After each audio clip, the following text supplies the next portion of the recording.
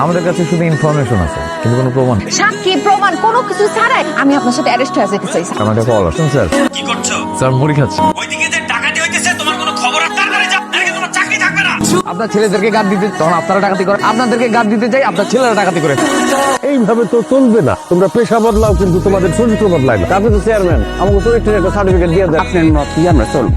আপনি গো মাসে খাই খরচ যা আমরা সবাই মিলা চান্দা তুলে দিয়ে দিই। আমরা কাজ করে খামো। কাজ পরিশ্রম করতে যাস, কর ভিক্ষা করা শুরু কর। এই চল এই গরিবদের উপর হাত বাড়িয়ে দিন। এতগুলো এসে ভিক্ষা করতে হন, আমি কারে দিব? চেয়ারম্যান লাগবো না, যান ক্যাশ নিয়ে আসেন। 5 10 50। তোরা কি ভিক্ষা করতেছ না ডাকাতি করতেছ?